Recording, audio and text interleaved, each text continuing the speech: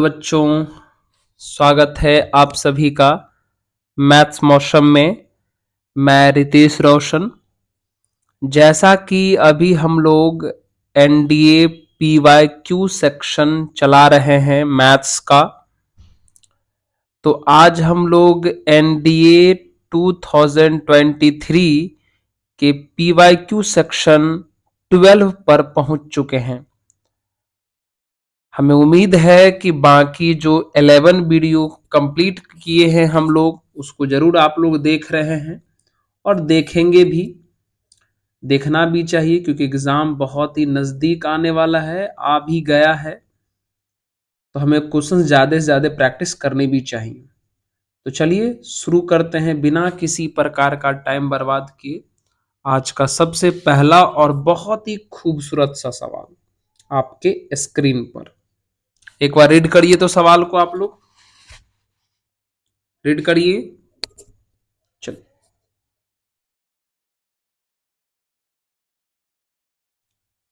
क्या लिखा है बच्चों? लिखा है कि if B1 B2 B3 are three consecutive terms of AP with common difference D। अच्छा, और D का जो वैल्यू बोला है वो 0 से बड़ा लेना है, मतलब D का वैल्यू प्लस में लेना है। Then what is the value of D? तो कहता है D का वैल्यू निकालिए फॉर विच ये वाले कंडीशन दिए हुए हैं जिसके लिए। तो चलिए कैसे निकलेंगे,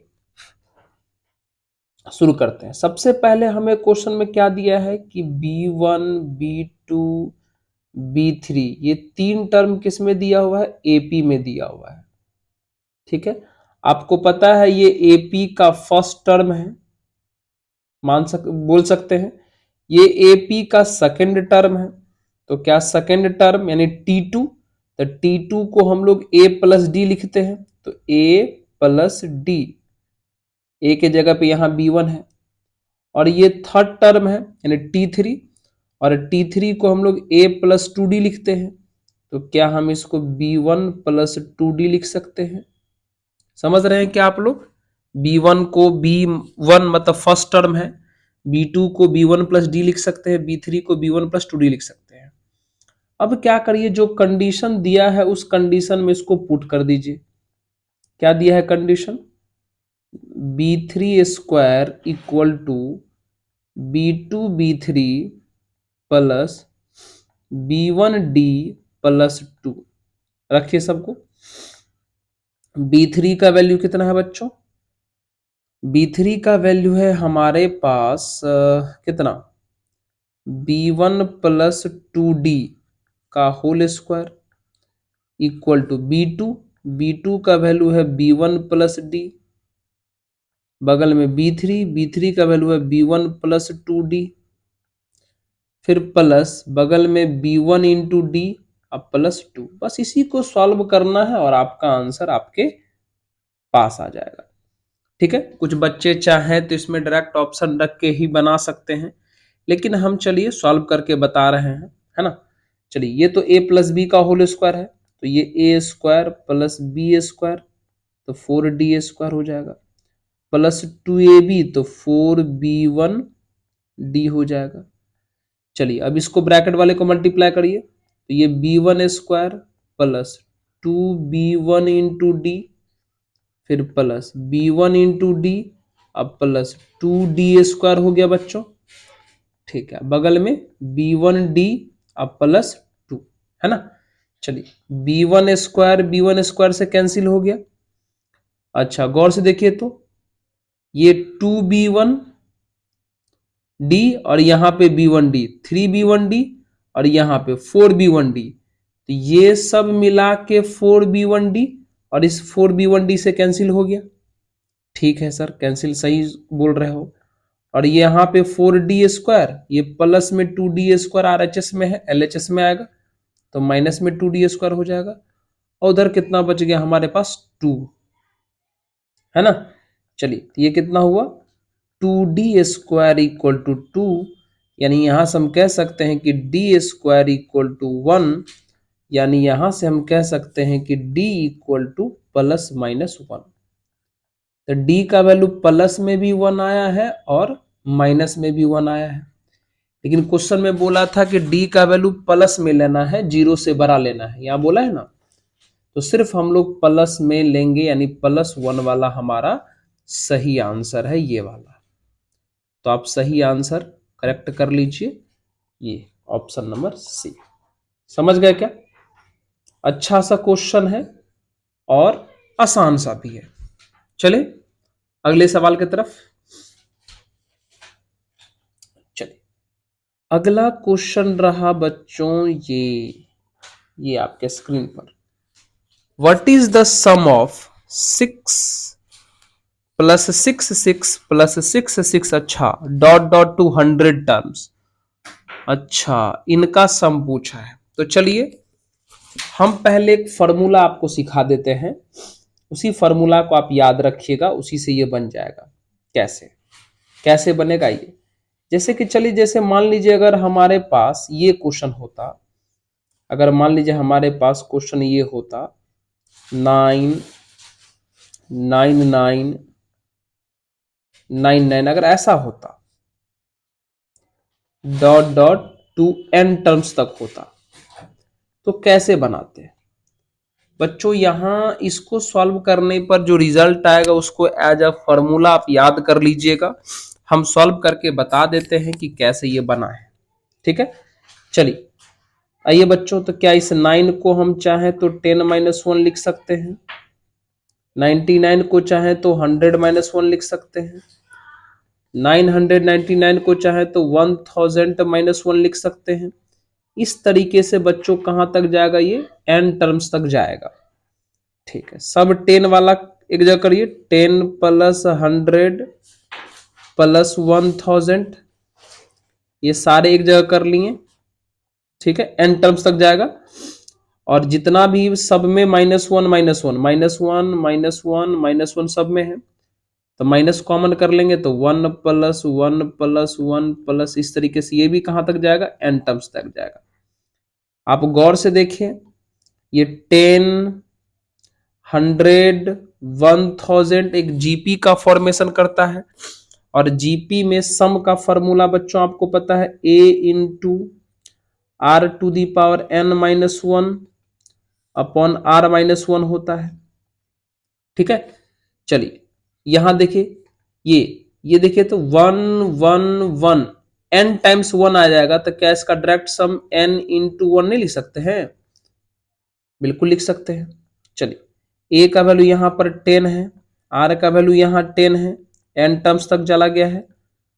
चलिए r मतलब कॉमन रेशियो, तो अगले टर्म में पिछले टर्म से डिवाइड करके देखिए, नीचे में बच्चों 10 - 1, आइए n, तो कितना आ गया फाइनली सॉल्व करने पर, ये आ जाएगा 10/9 × 10⁻n - 1 -n। ये आप इसको फॉर्मूला की तरह याद कर लें कि जब भी 999 999 इस तरीके से डॉट डॉट अगर n टर्म्स तक जाता है, तो सम का फॉर्मूला होगा 10/9 × 10⁻n - 1 -n। ठीक है, अब कहोगे सर इसका एप्लीकेशन इसमें कैसे करोगे? देखो बहुत आसान है, एक काम करो, इन सब में से 6 कॉमन कर लो, तो 6 कॉमन करोगे तो ये 1 1 1 1 1 इस तरीके से कहां तक चला जाएगा, 100 टर्म्स तक चला जाएगा। अब क्या करो, सब में 9 से मल्टीप्लाई कर दो, तो 9 से मल्टीप्लाई करोगे, अनबैलेंस हो गया तो 9 से डिवाइड भी करना पड़ेगा। जी सर, तब ये 9 9 इस तरीके से 999 कहां तक चला जाएगा, 100 टर्म्स तक, क्योंकि क्वेश्चन में 100 टर्म्स तक की बात किया है। हो गया, बात खत्म।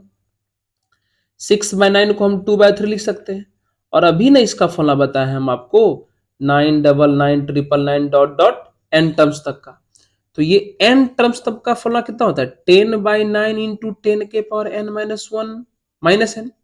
लेकिन ये 100 टर्म्स तक गया है, तो क्या हो जाएगा इसका वैल्यू बच्चों, 10/9 × 10⁻100 -1 -100, मतलब जहां n है वहां पे बस खाली 100 रख दिए। अब इसको सॉल्व कर दीजिए, आपका ये आंसर हो गया। सॉल्व कर दीजिए, उस आपका ये आंसर हो गया, है ना। कितना आएगा सॉल्व करने पर, इसको सॉल्व करेंगे तो ये 2/3 मल्टीप्लाई कर दीजिए अंदर, चाहें तो अगर आप मल्टीप्लाई करना चाहते हैं तो कर दीजिए, मल्टीप्लाई करिए, मल्टीप्लाई करिएगा तो कितना आ जाएगा, तो ये हो जाएगा बच्चों 20/27 इंटू 10⁻100 -1, और 2/3 से उसमें मल्टीप्लाई करिएगा तो -200/3, ये आपका आंसर हो जाएगा, है ना। मतलब आप क्या करिए, ये जो फॉर्मेट है ना, इसको एज अ फॉर्मूला की तरह आप याद कर लीजिए कि जब भी 99 दिखाई दे तो फॉर्मूला ये लगा देना है, ठीक है। अब बस बाकी कोई भी डिजिट रहेगा तो उसको 99 में इस तरीके से कन्वर्ट कर लीजिएगा, पहले वो नंबर को कॉमन कर लीजिएगा, फिर 9 से मल्टीप्लाई और डिवाइड कर दीजिएगा, फिर जाके लास्ट में उसका वैल्यू पुट करिएगा, आंसर आ जाएगा। समझ गए क्या? चलिए, है ना, है ना इजी। चलिए आइए अगले सवाल पे बढ़ते हैं, अगले सवाल पर चला जाए। चलिए बच्चों, नेक्स्ट क्वेश्चन आते हैं हम लोग यहां पर, ये है ना। चलिए पढ़िए तो इस क्वेश्चन को क्या लिखा हुआ है, पढ़ लिए? लिखा हुआ है कि सॉल्यूशन ना, सॉल्यूशन लिखा हुआ है z is a complex number such that, z एक कॉम्प्लेक्स नंबर है और कहा गया है कि z plus z minus 1 equal to 1 दिया है, तो इनका वैल्यू निकालना है, ये z⁻99 प्लस z⁻−99 का। चलिए आइए, क्या हम इसको z plus 1/z equal to 1 लिख सकते हैं? बिल्कुल लिख सकते हैं। अब आपको यहां पर थोड़ा दिमाग लगाना है कि z, चलिए थोड़ा और सॉल्व कर लें क्या, थोड़ा इसको और सॉल्व करेंगे, एलसीएम ले लीजिए, तो एलसीएम लीजिएगा तो कितना जाएगा, z² प्लस 1, अब बाय क्रॉस मल्टीप्लाई भी कर देते हैं तो z हो जाएगा, यानी कितना बोल सकते हैं, z² minus z plus 1 equal to 0, ठीक है। ये तो बहुत ही आसान है, आप लोग सॉल्व भी किए होंगे, और नहीं तो चाहे तो आप इसे क्वाड्रेटिक फॉर्मूला लगा के सॉल्व कर लीजिए, तो z का 2 वैल्यू आएगा, z का एक वैल्यू आ जाएगा 1 -√3i/2, और z का दूसरा वैल्यू आ जाएगा 1 +√3i/2, यही 2 वैल्यू आएगा। करके देख लीजिए आप बच्चों, क्यूब रूट्स ऑफ यूनिटी आप लोग सॉल्व करते हैं ना, तो क्यूब रूट्स ऑफ यूनिटी में हम लोग जानते हैं कि x² माइनस x प्लस 1 बराबर 0, इस प्रकार के क्वाड्रेटिक इक्वेशन को सॉल्व करने पर एक वैल्यू हमें x का माइनस ओमेगा मिलता है और एक वैल्यू x का हमें माइनस ओमेगा स्क्वायर मिलता है। पता है क्यों? क्योंकि ओमेगा का वैल्यू -1 +√3i/2 होता है और ओमेगा स्क्वायर का वैल्यू -1 -√3i/2 होता है। तो आप गौर से देखिए, ये आपको माइनस ओमेगा जैसा दिखाई देगा और ये आपका माइनस ओमेगा स्क्वायर जैसा दिखाई देगा, ठीक है। और अगर किसी बच्चों को मन है सॉल्व करने का तो इसमें श्रीधराचार्य लगा दीजिए और सॉल्व कर दीजिए, ठीक है। चलिए अब हम डायरेक्ट यहां पर वैल्यू रख देते हैं, कुछ नहीं करना है। अब z के जगह पे या तो माइनस ओमेगा रखो या तो माइनस ओमेगा स्क्वायर रखो, जो भी मन करे। चलिए हम माइनस ओमेगा ही रखते हैं, तो माइनस ओमेगा का पावर 99 और ये हो जाएगा माइनस ओमेगा का पावर -99।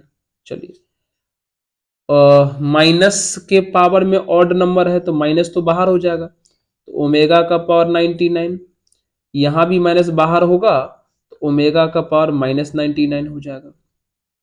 चलिए माइनस ओमेगा का पावर 99, आइए चाहे तो 1/ओमेगा का पावर 99। अगर आपको पता है तो आपको पता होना चाहिए कि ओमेगा के पावर को 3 से डिवाइड करते हैं, कितना से, 3 से, और अगर ओमेगा का पावर 3 से कट गया तो आंसर हम लोग 1 लिखते हैं। यहाँ पर ओमेगा का पावर 99 3 से कट जाएगा तो आंसर 1 आएगा, लेकिन पीछे लगा हुआ है माइनस, यहाँ भी 1/1 हो जाएगा। ये फाइनली सॉल्व करने पर हमें -2 के इक्वल आ जाएगा। बच्चों आप लोग जानते होंगे ये चीज भी कि ओमेगा का पावर 3n मतलब ओमेगा का पावर में कोई भी ऐसा नंबर जो 3 से डिविजिबल हो जाए आंसर 1 के इक्वल आता है। कॉम्प्लेक्स नंबर के अंदर जो टॉपिक है क्यूब रूट्स ऑफ यूनिटी, उसी का ये कॉन्सेप्ट है ना। तो ये हमारा डी हुआ। ठीक है, समझ रहे हैं क्या? चलिए अगले सवाल की तरफ बढ़े।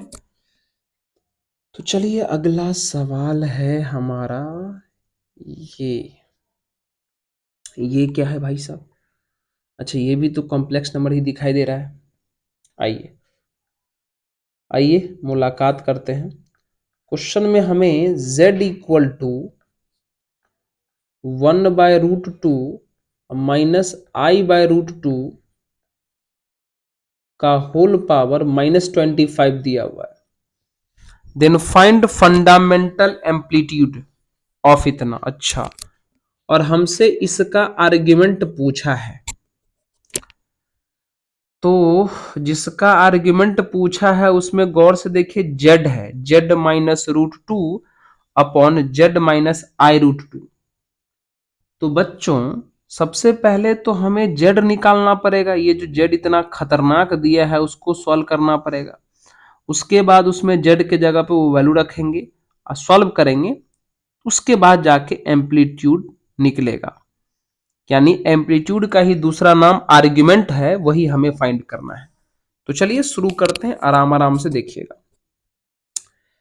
क्या करते हैं ना, हम इस क्वेश्चन को, इतना बड़ा फॉर्मेट है, -25 तो नहीं सॉल्व कर पाएंगे। तो हम इसे क्या करते हैं, सबसे पहले यूलर्स फॉर्म में कन्वर्ट करने का प्रयास करेंगे। तो 1/√2 को चाहे तो हम cos π/4 लिख सकते हैं, बिल्कुल लिख सकते हैं। सॉरी यहाँ पे माइनस ना, माइनस और आई, फिर इसमें भी 1/√2 है तो इसको हम चाहे तो sin π/4 लिख सकते हैं। यहां तक कोई शिकायत नहीं है। देखिए स्टेप सीख लीजिए, बाकी कैलकुलेशन अपना गैप कर लीजिएगा। अच्छा एक बात देखिए, यहाँ पे गौर से देखिए, चाहे तो हम यहाँ पे cos के आर्ग्यूमेंट में π/4 को -π/4 भी लिख सकते हैं, क्योंकि cos के एंगल में माइनस रहे या ना रहे फर्क नहीं पड़ता है। और ये जो बीच वाला माइनस है उसको हटा के हम साइन के आर्ग्यूमेंट में डाल देते हैं, क्योंकि आपको पता है कि साइन के आर्ग्यूमेंट से माइनस बाहर हो जाता है। तो हम बाहर वाले माइनस को अंदर में डाल दिए। ठीक है, अब अगर आपको याद है, तो याद होना चाहिए कि cos थीटा प्लस आई साइन थीटा का होल पावर n रहता है। तो डी मोवरेज थ्योरम लगाते हैं और होल पावर को हम दोनों के आर्ग्यूमेंट में मल्टीप्लाई कर देते हैं। अगर आपको याद हो तो cos थीटा प्लस आई साइन थीटा का होल पावर n है, तो उस n से हम दोनों के आर्ग्यूमेंट में मल्टीप्लाई करेंगे। तो कर दीजिए, तो यहां -25 से मल्टीप्लाई करेगा तो +25 π/4 हो जाएगा। यहां भी प्लस आई साइन 25 π/4 हो जाएगा। सही है, चलिए अब सॉल्व कर दीजिए, अब तो आसान है। अब यहाँ थोड़ा सा ट्रिगो लगाना पड़ेगा, क्योंकि 25 π/4 का वैल्यू चाहिए। तो हम यहाँ पे लिखेंगे 6 π प्लस π/4, और यहाँ इसको क्या लिखेंगे, इसको भी लिखेंगे i इंटू साइन 6 π प्लस π/4। बच्चों हम थ्योरी नहीं बता रहे हैं, हम क्वेश्चन सॉल्व करवा रहे हैं। तो कुछ हद तक थ्योरी बता सकते हैं और कुछ हद तक नहीं भी बता सकते हैं, इसके लिए हमें क्षमा कर दें। चलिए इस तरीके से ब्रेक कर लिए। अब आपको पता होना चाहिए ट्रिगो में पाई का केस है, तो पाई के केस में नो चेंज होता है, तो इसका आंसर लिखाएगा cos π/4। यहां भी लिखाएगा i इंटू साइन π/4। हो गए सर, ये तो आप साइन वाइन कुछ सोचवे नहीं किए कि प्लस होगा कि माइनस। आइए ना सोच देते हैं। पाई का केस है नो चेंज, लेकिन यहां देखो गौर से 6 पाई है और यहां भी 6 पाई है। 6 पाई का मतलब हुआ इवेन पाई, इवेन के साथ पाई, और आपको पता होना चाहिए इवेन के साथ पाई इस बाउंड्री पर होता है। अब सोचो इवेन के साथ पाई इस बाउंड्री पर है, तो 6 पाई में कुछ भी ऐड करेंगे तो हम फर्स्ट क्वाड्रेंट में अटक जाएंगे, और फर्स्ट क्वाड्रेंट में सारे के सारे लोग प्लस में होते हैं, इसलिए हम direct cos pi by 4 plus I sine pi by 4 लिख दिए। समझ गए? सबसे पहले क्या सोचे, पाई का केस है तो नो चेंज, तो cos पाई बाय 4 यहां भी लिख दिए, साइन पाई बाय 4 यहां भी लिख दिए। फिर सोचना था कि प्लस होगा कि माइनस, तो पता चला कि यहाँ 6 पाई है और 6 पाई जो है हमारा इसी बाउंड्री पर होगा। अब इस बाउंड्री पर 6 पाई है और 6 पाई में कुछ ऐड करना है, तो ऐड करने पर आगे बढ़ोगे तो फर्स्ट में बढ़ोगे, तो फर्स्ट में तो सब लोग प्लस में होते हैं, तो कोई दिक्कत नहीं। हमारा फाइनल आंसर आ गया cos पाई बाय 4 मतलब 1/√2, और साइन पाई बाय 4 मतलब 1/√2, मतलब ये भी i√2, यानी 1 plus i by root two, यानी ये जेड का वैल्यू आ गया। अब हम जेड का वैल्यू जो है जिसका आर्ग्यूमेंट यानी एम्पलीट्यूड निकालना है उसमें पुट कर देते हैं। किसका चाहिए हमें, z minus root two upon z minus i√2। एक बार थोड़ा फिर से मिला लीजिए, तो यही है क्या, हाँ। अब रख दीजिए। चलिए बच्चों जेड का वैल्यू क्या रख दीजिए, तो थोड़ा ये क्वेश्चन ज्यादा लंबा लंबा मत समझिए, थोड़ा सा अच्छा सा सवाल है इसलिए ज्यादा टाइम लग रहा है। जेड का वैल्यू हमारा यहाँ 1 plus i by root two है, माइनस रूट टू, यहां भी 1 plus i by root two और माइनस i√2। एलसीएम फटाफट कर लीजिए। एलसीएम अगर करेंगे तो आपको पता होना चाहिए 1 प्लस आई माइनस 2 हो जाएगा, और यहाँ नीचे में किए होंगे तो 1 प्लस आई माइनस 2i हो जाएगा। तो ऊपर में बच्चों बचेगा कितना, -1 प्लस आई, और नीचे में बच्चों कितना बचेगा, 1 माइनस आई, है ना।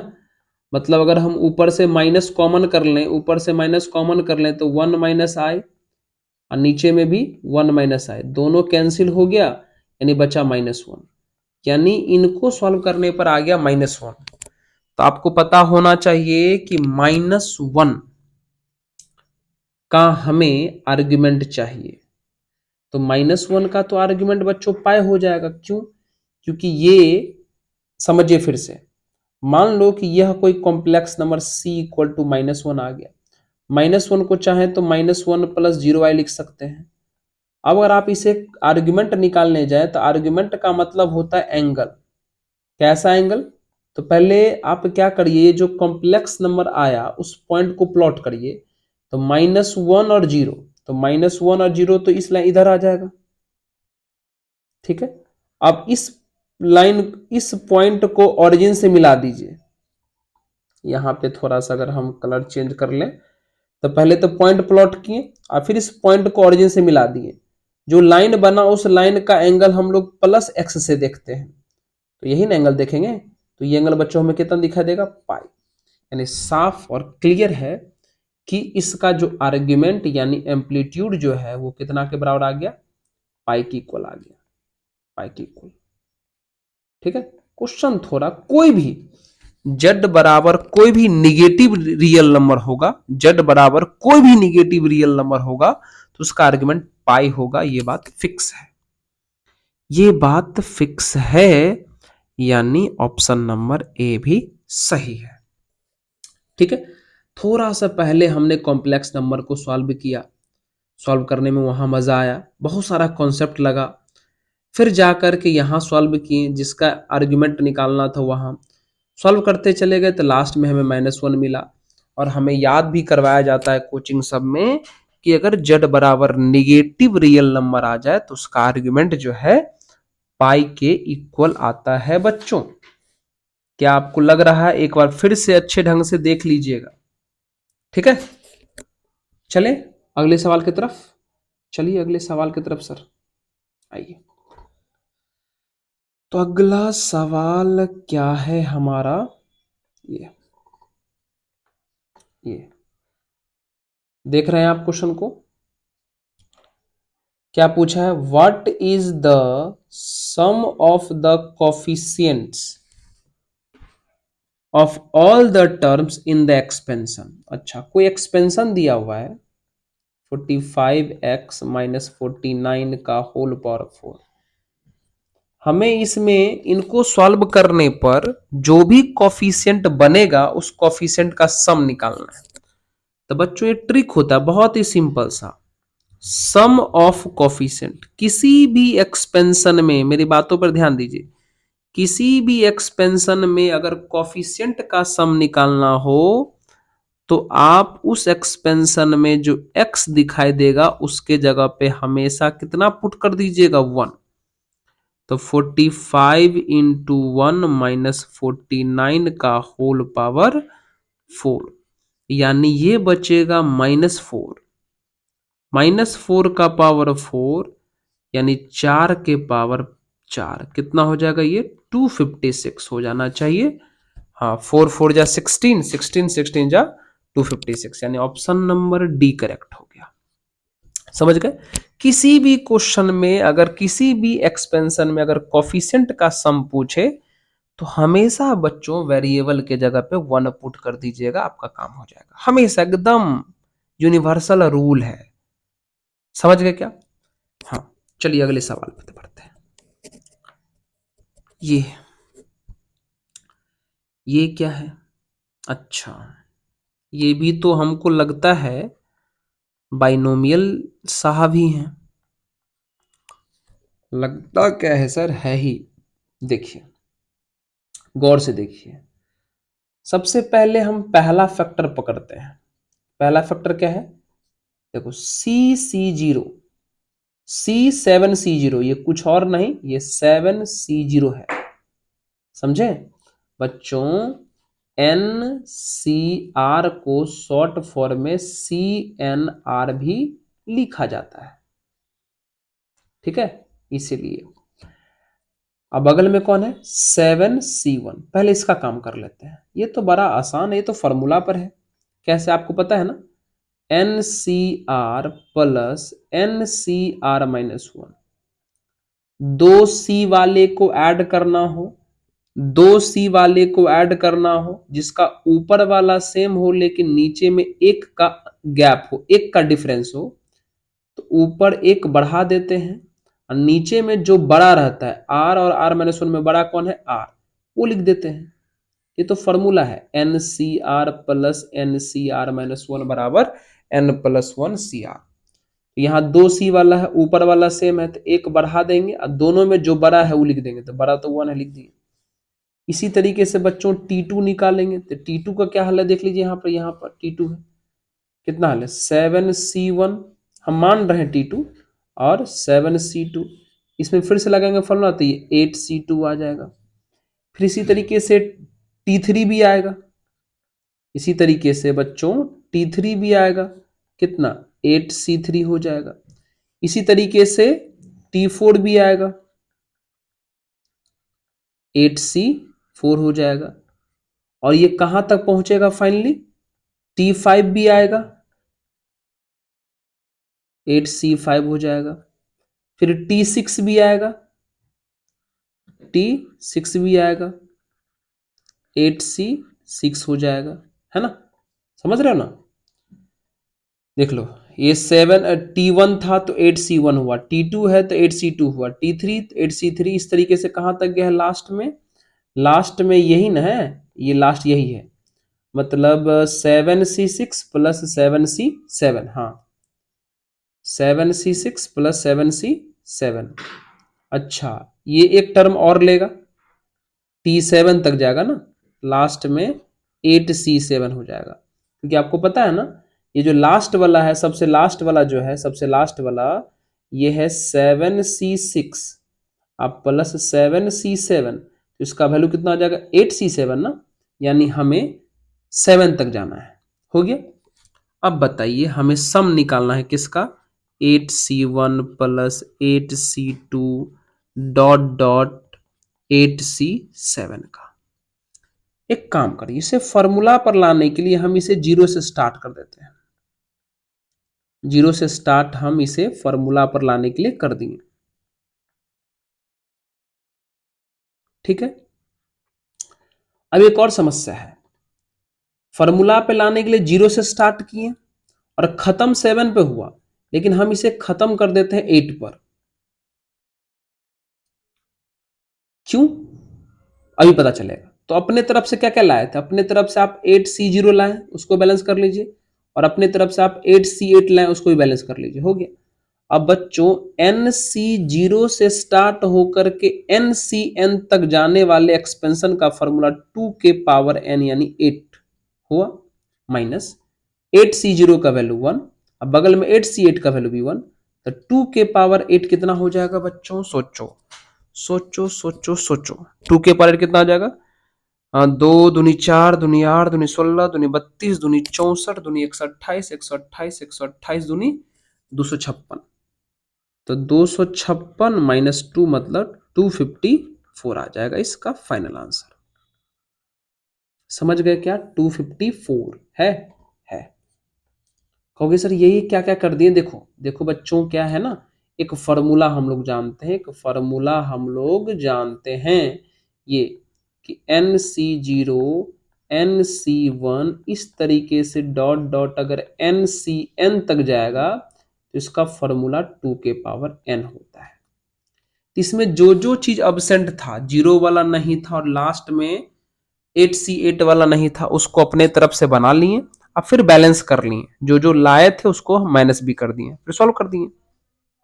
ठीक है, एक बार देख लीजिए अच्छे ढंग से आप यहां से, सही है ना? चलिए, लास्ट में कंफ्यूज मत करिएगा, लास्ट में 7C6 है, 7C7 है, तो ये 8C7 तक जाएगा, 8C7 तक, चलिए हम 8C7 तक पहुंचाया है। ठीक है, तो चलिए देख लीजिए, कोई समस्या कोई समस्या कोई समस्या? सर अभी तक तो नहीं लग रहा है। ठीक है, चलिए कोई दिक्कत? चलिए, चलिए नेक्स्ट क्वेश्चन, अगला सवाल ये वाला। हाँ, तो ध्यान दीजिएगा इस सवाल पे क्या लिखा हुआ है।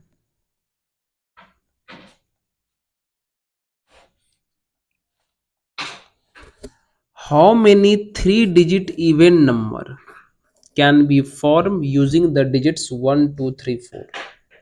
1 2 3 4 है ना, हमारे पास ये 4 डिजिट हैं और इस 4 डिजिट से 3 डिजिट का इवन नंबर बनाना है। कितने डिजिट का बच्चों? 3 डिजिट का, तो 3 को बॉक्स बना लिए। अच्छा, कौन सा नंबर बनाना है? Even number. तो इवन नंबर किसको कहते हैं? इवन नंबर उसको कहते हैं जिसका आखिरी डिजिट यानी लास्ट डिजिट 2 से कट जाए। तो 1 2 3 4 में से अगर यहाँ पे 2 रख दें या 4 रख दें तो ये नंबर जो है पूरा इवन हो जाएगा, हो जाएगा, बस बात खत्म। यानी हमको पता चल गया कि लास्ट बॉक्स को भरने का तरीका 2 वेज है, और क्वेश्चन में लिखा हुआ है कि डिजिट को रिपीट नहीं करवाना है। तो सोचिए लास्ट में 2 या 4 में से कोई ना कोई एक रखा गया होगा, तो हमारे पास टोटल 4 डिजिट हैं, 4 डिजिट में से एक डिजिट लास्ट में खर्च हो गए होंगे, तो 3 डिजिट बचे, तो इस जगह को आप 3 वेज से भर सकते हैं। फिर रिपीट नहीं कराना है तो इस जगह को आप 2 वेज से भर सकते हैं। तो बताइए, तो टोटल कितने नंबर हो गए आपके पास? टोटल हो गए 3 × 2 × 2 यानी 12, यानी 12 इवन नंबर आपके हुए। और इस 4 डिजिट से आप 12 इवन नंबर बना सकते हैं, वो भी कितने डिजिट का? 3 डिजिट का। ये तो बहुत आसान था। ठीक है, चलिए अगला सवाल पे बात करते हैं बच्चों। अगला सवाल क्या लिखा हुआ ये, पहले सवाल को एक बार अच्छे ढंग से रीड कर लिया जाए। Consider the digits 3 5 7 9, what is the number of 5 digit? अच्छा, दिया 4 को डिजिट है और 5 डिजिट का डिमांड कर रहा है number, formed by these digits in which each of these 4 digit appear। कहता है कि हर एक नंबर में ये चारों डिजिट तो आने ही आने चाहिए। मतलब समझ रहे हो? ध्यान दो, जैसे मान लो कि अगर हमें ध्यान देना, अगर हमें 5 डिजिट का नंबर बनाना है तो चलिए हम 5 को बॉक्स बना लिए, 1 2 3 4 5। ठीक है, सोचिए है तो 5 चारे को डिजिट, अब बनाना है 5 को डिजिट का नंबर। तो एक बात तो तय है कि इसमें से कोई एक डिजिट रिपीट जरूर करेगा। जैसे अगर मान लो तुम यहां पे 3 लिख दिया, तुम यहां पे मान लो 3 रख दिया, और क्वेश्चन में क्या बोला है कि हर एक नंबर में हर एक डिजिट दिखना चाहिए। इसका मतलब पता है कि बाकी 5 7 9 3 अगर ऐसे करके रखोगे तो गौर से देखो इसमें 3 रिपीट कर गया। मतलब कुछ भी इस जगह पे कुछ भी रख के बनाओगे नंबर, तो वो नंबर तो रिपीट करना ही करना है, क्योंकि हमें हमारे पास है 4 को डिजिट, बनाना है 5 डिजिट का नंबर। तो सर क्या करें? आइए क्या करेंगे बताते हैं। टोटल वेज एकदम साधारण आंसर है, टोटल वेज। सबसे पहले आपको इस जगह पर भरने के लिए इस चारों में से कोई एक नंबर चुनना पड़ेगा, इस चारों डिजिट में से कोई एक डिजिट चुनना पड़ेगा। तो वो हो गया 4C1, कोई एक डिजिट चुनना पड़ेगा, हो गया। अब ये बाकी 4 बॉक्स भरने हैं। ऐसे मत सोचो, अब सोचो कि पूरा 5 बॉक्स भरने हैं। अब ध्यान देना, ऐसे सोचो जैसे मान लो कि हमारे पास एक वर्ड है, कोई भी ले लेते, जैसे मान लो APPLE। देखो तो इसमें 5 डिजिट है ना, 5 लेटर है। इसका बेज कैसे लिखते हो? फैक्टोरियल 5, और 2 को रिपीट करा है तो फैक्टोरियल 2 लिखते हो कि नहीं लिखते हो? बस वही काम यहां पे भी करना है आपको। समझ गए? सबसे पहले ये 4C1 क्यों लिखे पता चला? क्योंकि इस पहला डिजिट पर हमको इस चारों में से कोई एक भरना पड़ेगा। तो कोई एक भरने के लिए सिलेक्ट करना पड़ेगा, तो 4 में से एक सिलेक्ट कर लिए। तो जैसे चारों में से एक सिलेक्ट किए तब टोटल 5 को बॉक्स भरने के लिए पता है कि 5 डिजिट रखेंगे, लेकिन उस 5 में से बच्चों 2 डिजिट हमारा क्या कर जाएगा? रिपीट कर जाएगा। एकदम इसको ना लेटर की तरह सोच के चलो, खत्म। 4C1 का वैल्यू 4 पता है, फैक्टोरियल 5 तोड़ोगे तो 5 इंटू 4 इंटू 3 के बाद 2 इंटू 1, नीचे में भी 2 इंटू 1।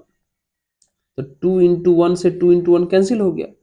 तो 5 चौके 20, 20 दिया 60, 60 को 4 से करोगे तो 240। सिंपल सा आंसर। समझ में आया? ये क्वेश्चन बहुत ही बढ़िया है, इस क्वेश्चन को आप सीख लीजिए कि डिजिट 3 गो 4 गो है, बनाने हैं 5 डिजिट के नंबर। तो पहले सिलेक्शन करिएगा, फिर एगो रिपीट कर जाएगा, तो 5 को बना, तो 5 को फैक्टोरियल 5 बाय फैक्टोरियल 2 कर दीजिएगा। समझ रहे हैं? ऐसा ही कल हो करके दूसरा क्वेश्चन भी आ सकता है, देगा 3 को डिजिट, अब बोलेगा 5 डिजिट का नंबर बनाओ, है ना? तो इस तरीके से सोच सकते हैं आप। यहां पे कोई दिक्कत है? नहीं सर। समझ रहे? आगे बढ़े। ऐसा क्वेश्चन ना एक दो बार और हम प्रैक्टिस कराएंगे, पूरा प्रैक्टिस सेशन के अंदर, चिंता नहीं करिएगा।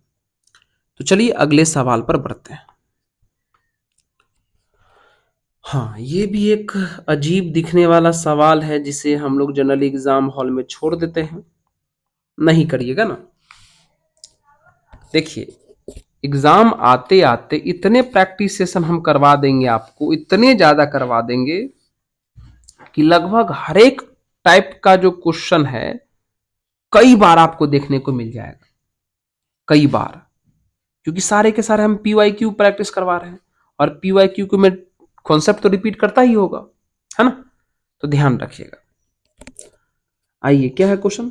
What is the m-1 root of this? अच्छा, ये क्या पूछा है इसकी बहस बाद में करते हैं, पहले जिसका पूछा है उसको थोड़ा देखिए तो गौर से।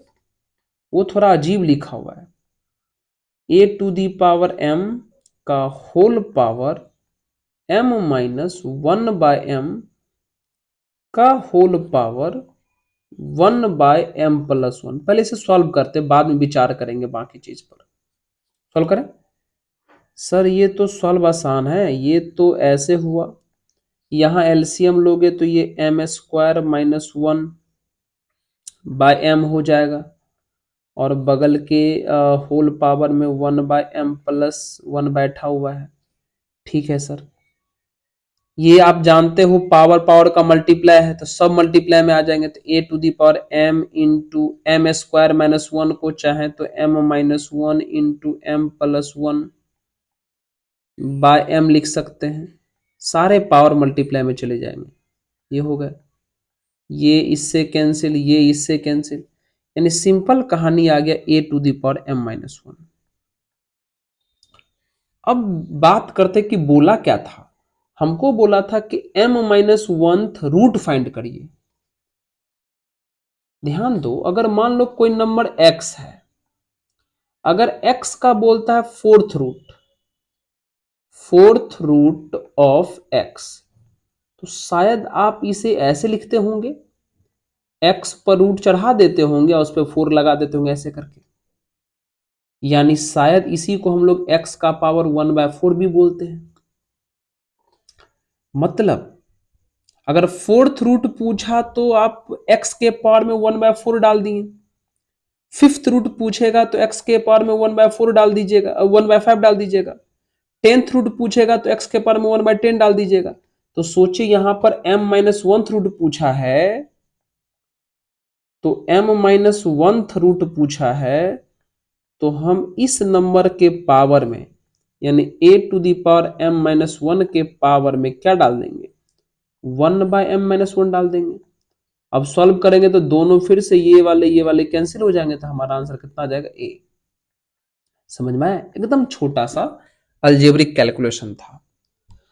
नहीं भाई, अगर हमसे टेंथ रूट पूछता है x का, तो x के पावर 1/10 लिखते हैं ना, वही चीज यहां भी किए हैं। हमें यहाँ m माइनस 1th रूट पूछा था, तो a to the power m minus 1 का पावर 1/m माइनस 1 कर दिए, सॉल्व किए तो कैंसिल हो गया, तो सिर्फ a बचा, यानी हमारा फाइनल आंसर a, सी हुआ। करेक्ट है? समझ गए? समझ गए ना? चलिए अगले सवाल बढ़े। अगला सवाल, अगला सवाल रहा ये आपके स्क्रीन पर, देख लीजिए अच्छे ढंग से सवाल को बच्चों। चलिए क्या लिखा हुआ है कि if alpha and beta are the roots of the equation. अच्छा, x square plus x plus 1 equal to 0। Question में बोला है कि इसको सॉल्व करने पर एक रूट अल्फा और दूसरा रूट बीटा आता है। चलिए, एक पीछे भी ऐसा सवाल आया था, हम एक बार इसको सॉल्व करके दिखा ही देते हैं। लगाइए तो Shridharacharya, x equal to minus B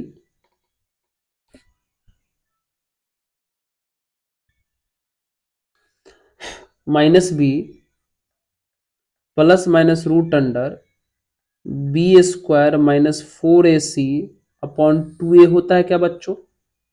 रखिए दशा का वैल्यू, माइनस बी के जगह पर 1 है, plus minus under root B square मतलब 1 का स्क्वायर 1, माइनस 4 ए के जगह पर 1, सी के जगह पर 1 बाई 2a, ए के जगह पर 1।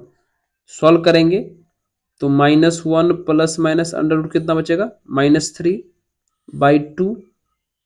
ये कितना हो जाएगा, -1 प्लस माइनस, और रूट -3 को कॉम्प्लेक्स नंबर के हिसाब से √3i लिख सकते हैं, नीचे में 2। शायद आप लोग इसको अलग अलग करिएगा तो -1 प्लस √3i/2 होगा, और एक होगा -1 माइनस √3i/2।